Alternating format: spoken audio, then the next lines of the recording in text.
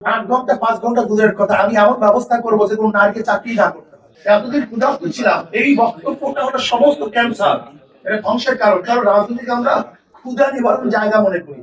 আসলে রাজনৈতিক ক্ষুধা নিবারণের জায়গা না, বরং এটা খ্যাতবোধের জায়গা, সেবার জায়গা। আমি আমাদের নেতা কর্মীদেরকে সেবার জন্য তাকিদ করছি, প্রশিক্ষণ দিচ্ছি, আমরা সেবা করবো। নাম্বার 1।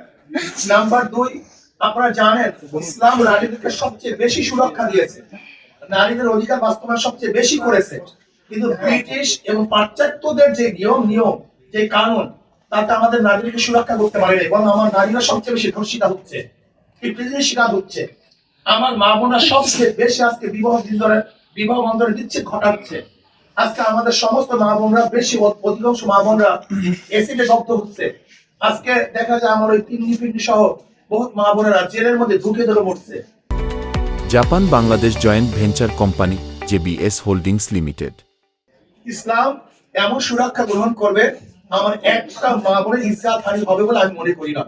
এবং আমার প্রত্যেকটা মা বোনের অধিকার, তাদের শিক্ষা, চিকিৎসা, তাদের বাসস্থান। অনেকে মনে করে, যেমন একজনে বলেছে যদি আমরা ক্ষমতায় যাই তাহলে 8 ঘন্টা থেকে 5 ঘন্টা কমিয়ে আমরা তাদেরকে বেতন বাড়িয়ে দেবো। আমাকে প্রশ্ন করছে আপনারা কি করবেন। আমি বললাম আমি 8 ঘন্টা 5 ঘন্টা দূরের কথা, আমি এমন ব্যবস্থা করবো যে কোনো নারীকে চাকরি না করতে হয়, যদি প্রয়োজন না হয়। আমি তাদের ঘরে টাকা পৌঁছাবো, আর যারা চাকরি করবে তো করবে, সেখানেও তাদের একটু কমতি করবে।